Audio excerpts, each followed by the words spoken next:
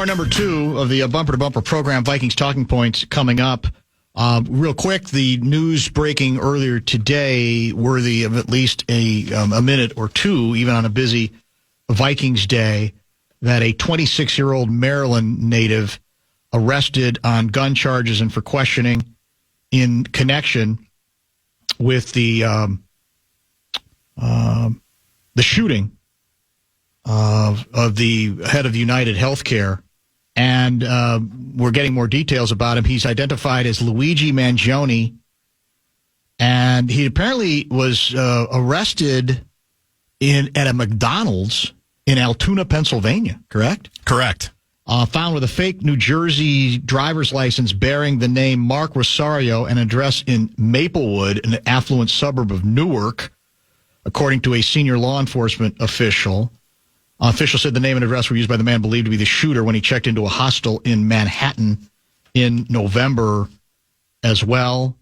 Identified so far as a, quote, strong person of interest in the killing of Brian Thompson. He, of course, chief executive of United Health Care. He appeared to maintain accounts on Facebook, X, Instagram, and something called Goodreads, where he shared quotations, reviewed books he had read, and reflected on algorithms, self-help texts, and guides to touring Hawaii. LinkedIn profile lists 2 degrees, a master's and a bachelor's in computer science, completed in 4 years at Penn. And some stuff, I guess, now has gone missing in that regard.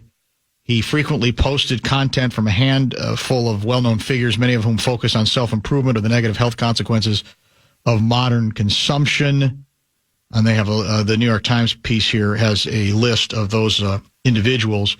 So that's where we're at with that story. We have the individual believed to be, and the press conference I saw, the authorities are saying they don't believe that there's anyone else involved in his case. And at this point, they have not really noted anyone else having assisted him in any significant way. It is interesting that he gets spotted, presumably by somebody who doesn't know who he is, a worker at a McDonald's, when, his pictures have been out for a long time, where we would assume people who knew him actually would say, oh, hey, that's Mangione. Totally. That's one of the most remarkable parts of this story. And predictably, via X, the unidentified, at least as far as I know to this point, worker who spotted him and presumably called authorities is in the meat grinder among those who are championing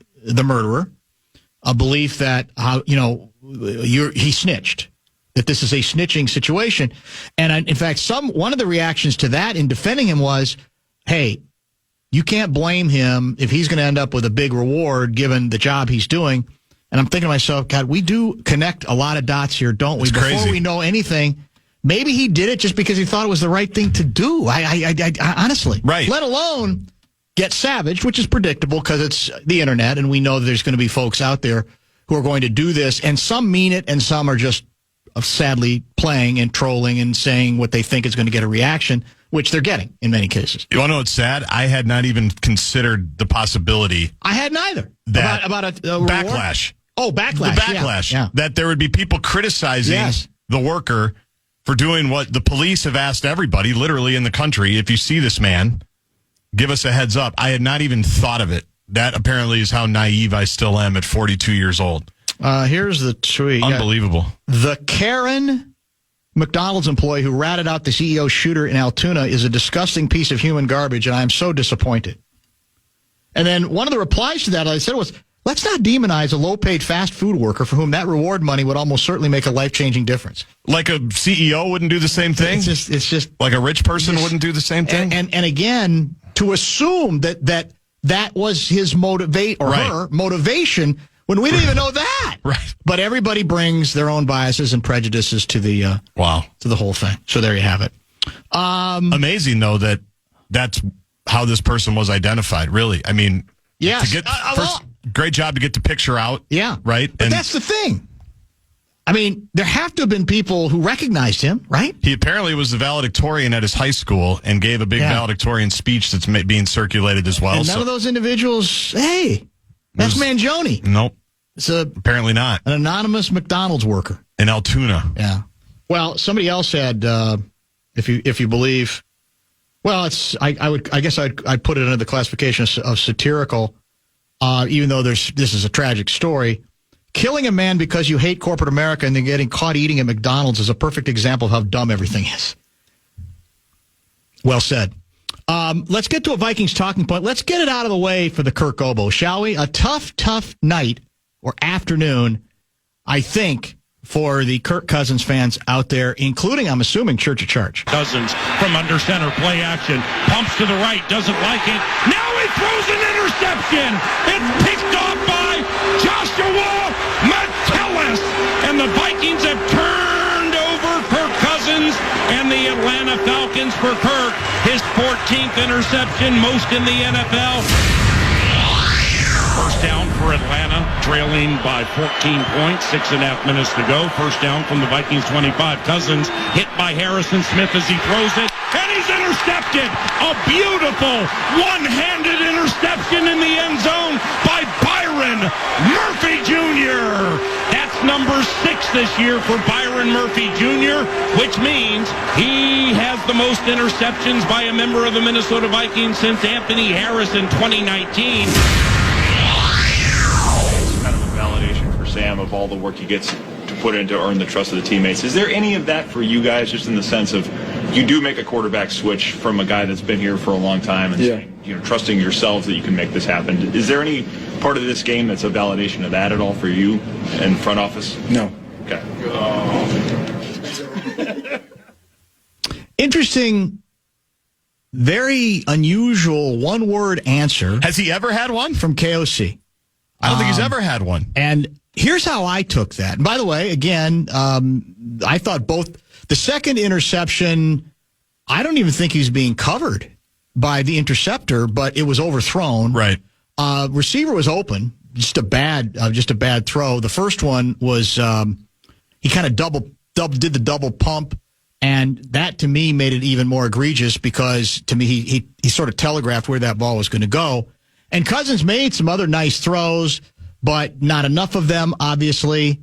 And the pressure is growing, and I can't blame people in Atlanta for saying, what do we do here? What exactly is going on?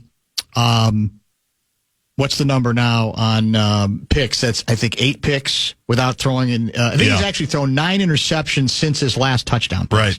And like 15 total now? And it's, which is not very good. And, what I took out of the bitten off answer from unusually bitten off answer from KOC was he finds the question patronizing.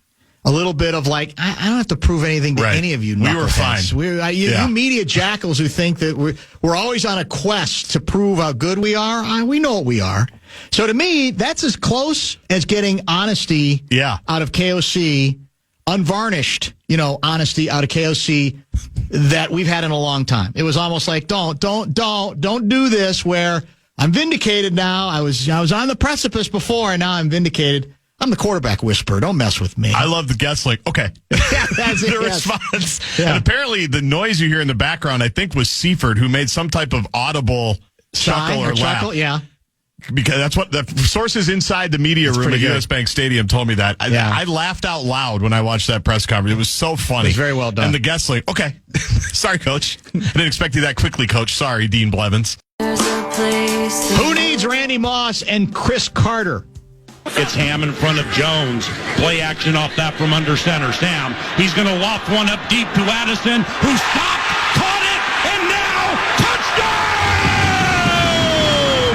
A 49-yard touchdown for Jordan Addison, and the Vikings are trailing 7-6.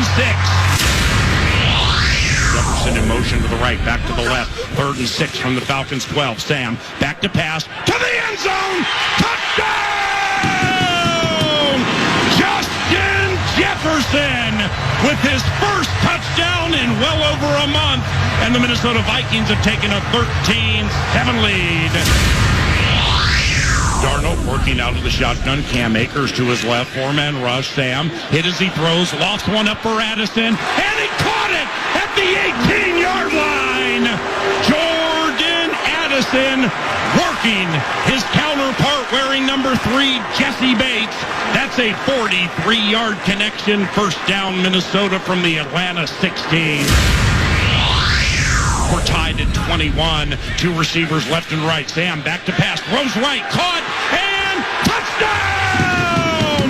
Jordan Addison is on fire! That's a 12-yard touchdown reception. His second today. Minnesota leads 27-21. 3 receivers right. Sam Darnold out of the shotgun. Jones picks up a blitzer. Pass right. Caught. Addison to the end zone. Touchdown! Jordan Addison makes it 34-21. And for Sam Darnold, that's a high five. For the first time in his career, he's thrown 5 touchdown passes in a game. And for Jordan Addison, that's the first 3-touchdown game of his career. This is pretty special right here. This is pretty special.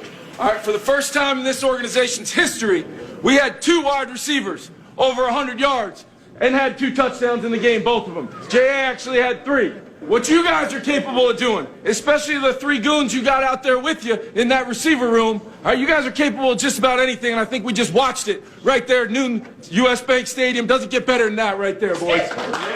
Now we got a break again. That's how long it takes to give you all of the wide receiver. We didn't even give you the one JJ one. Exactly. That's coming up later. That's a little bit later. Yeah, I guess I am shocked. You know, I mentioned the duo of Chris Carter and Randy Moss. We've had some other great ones, right?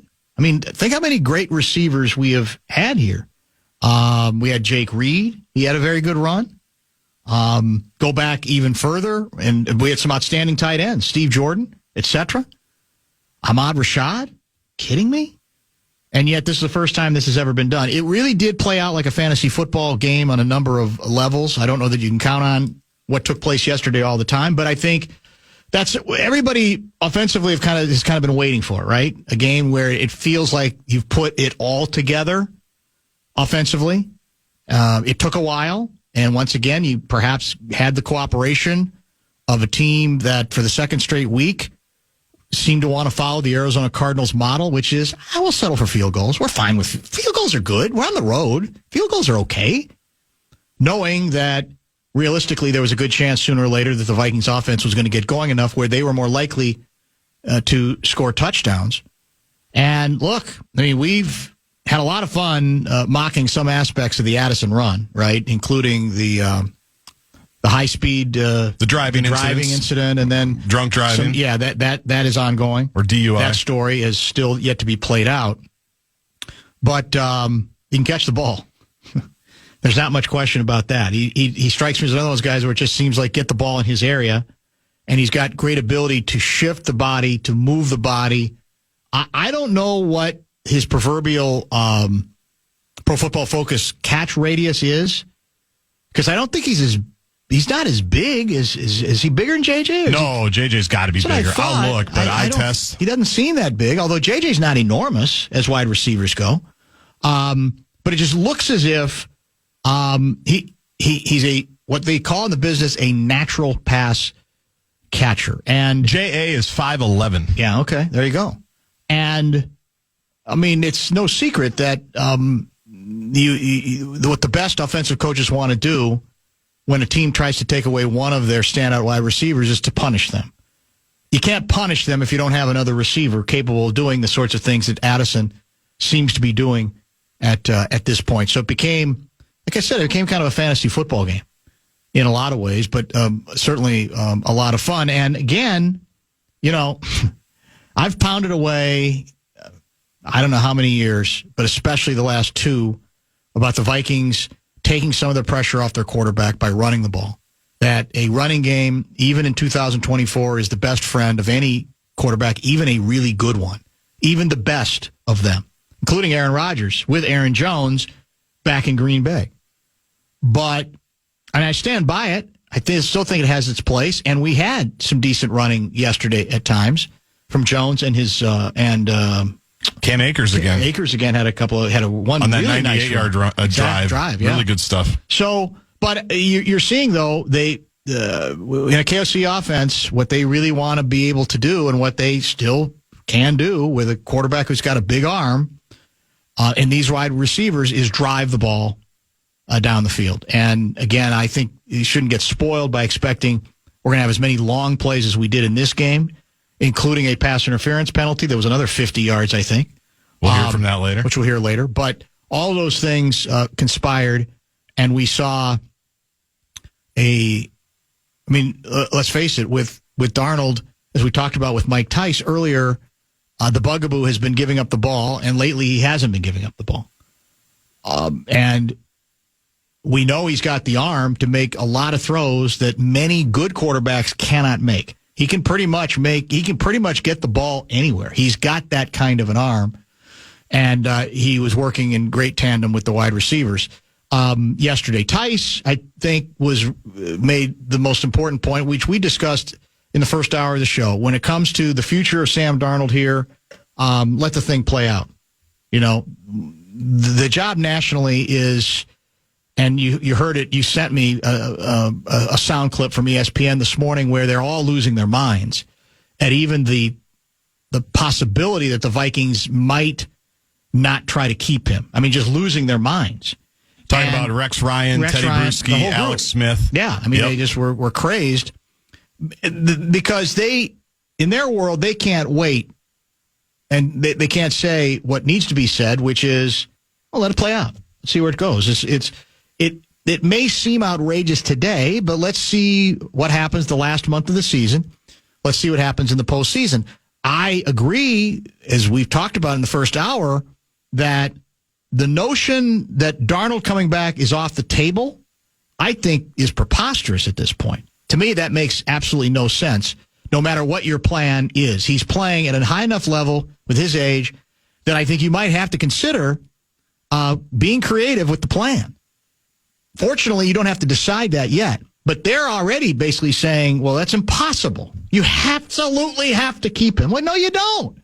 But in their world, they got to analyze every day, right? They got 5 days a week on this thing. And so they feel like the sexier take is going to be, well, I just can't even believe they're not, thinking about it. And as one of them finally said, I don't remember, it was whoever was on the far right, I think it was Schefter, said, well, it could still happen. That still, I think, depends on what takes place, not just now, but the rest of the season as well. But let me throw this in. Go ahead, finish your thought. No, I was just going to say, but in terms of finishing the thought regarding the talking point on the wide receivers, they're obviously in very good stead at the two main wide receiver positions. This is I don't study tandems enough to know, are they the best? Are they top 5? I would assume they have to be top 5 at this point, potentially. They're good enough, whereas a tandem, you do create challenges for the opposing team defensively, where you say, well, it's not as simple as you just got to take JJ away now, right? If Addison continues to develop this way, you go, they've got a really dangerous guy on the other end who can pretty much make any throw, and it appears can make a throw on a catch on the sidelines. He can make a catch going deep. He can make a catch going over the middle. There doesn't seem to be much that he can't do.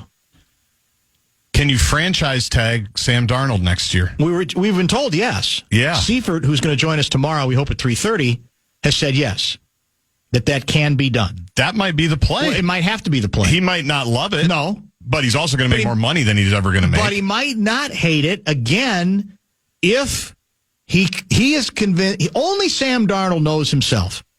And if Sam Darnold says, I know I had this in me, but I've had a bunch of other coaches who it didn't mesh. It has here. I don't want to mess with that. For the first time in my career, he's been a mess. He has been, all over the place where he has been mocked and ridiculed and beaten down. So might he not be offended by it? So, well, no, if there's a way to get this thing done where I don't have to figure out whether this projects with a different coach and a different team in a different situation, I want to keep this sort of thing going. That might be the play. It might be the middle ground for everybody. Ben Lieber, I'm told, is on record as saying even if the Vikings and Darnold win the Super Bowl, Darnold has to be allowed to go. I'm curious if that's an accurate quote. We'll talk to him about that in about 15 minutes or so. Johnny Athletic will join fresh off a trip tracking the Timberwolves to San Francisco, California, is scheduled for 5:30. Time now for the Vikings Report on the Fan, presented by Miller Lite. Vikings safety Cam Bynum joins Barrero next after this from Miller Lite. Ben Lieber will join us next segment, and then John Krasinski is scheduled for 5:30 this evening. John Athletic joins then. Vikings Talking Points continue to be part of the equation. It is, and this is a subject I know that Seifert explored heading into this game when he was trying to sort of size up the ramifications of the Vikings' decision to basically walk on Kirk Cousins and open the door to drafting a QB for the future and then signing to a relatively inexpensive quarterback as a bridge, Sam Darnold in the interim. That is part, even though we have, salary cap money to play with, we have, I think it's $26.5, maybe $27 million in dead cap money for this year that we had to deal with regarding on making the move on Cousins leaving. But as I understand it, all that dead money goes away next year. And that is part of what made it easier for the Vikings to make the number of free agent signings that they did in this offseason, including several that have brought notable improvement to the defense, right? And so in their projections and figuring all this stuff out, they're still counting on not having a big quarterback number for next year. Now, again, can you adjust? Is there a middle ground there? Very possibly. Mark Rosen's cat guy writes, because Kwesi is drafted so poorly, we have very few rookie deal starters on offense or defense, unlike the Lions. This means we'll likely need our salary cap space next year to go towards supplementing the roster. The reality is that we may be forced to let Darnold walk if we want to stay competitive, and we may have to hope we may just have to hope that McCarthy works out. Well, that is all related to, I know, their hardcore thinking on making the move on Cousins and not being willing to go that extra mile to keep him. So even if you have some salary cap money, there are ramifications, and there would have to be some significant adjustments made. There's a tipping point at some point here where you go, well, we can't let him walk. I mean, we have to keep him in one form or another. And that goes back to your evaluation internally has to be brutal. It has to be more than just we're getting the best out of him this year. Right. Do we think he's actually playing a little above what he's capable of doing? That was the Zimmer Case Keenum. That's very true. Are we getting the guy that he's been, or are we getting the guy we've had for 2 months? Exactly. And he ultimately was in the corner that said, we're not going to get this from him again. And no one else ever did. And no one else ever did. Now, you can argue that Keenum had already by that point established himself as a kind of a career backup. Yep. Darnold, I think, was still viewed as a guy, well, if he goes to the right place, maybe there's one more shot in him, as Sean Salisbury told us this season, where you feel like this is a guy who isn't going to be a one-trick pony, that once the light, the light bulb goes off in his head, it might stay on for a while compared to Keenum. But that's where they have to evaluate brutally. They're here to get the best out of him this year, but they have to be honest about saying, we a lot of things conspired to make this workable. But if who we kidding? It's going to be sort of hard to keep this up. Then it probably becomes easier to say we stick with the original plan. But I don't know what the threshold is. I we kidded about this, like I said, in the offseason. To me, if you get to the Super Bowl with him and he's not just a bystander, he's not Trent Dilfer, then I'm probably finding a way to keep him. If there's a middle ground, as we said, where you're not committing to 5 years, you're not giving him the kind of money where you can, again, you're back in the Cousins territory, that there is a middle ground that you're convinced you can get to with him because he knows where his bread's buttered. And he, too, realizes that the light bulb went off here. There's no guarantee that it's going to stay on the next place.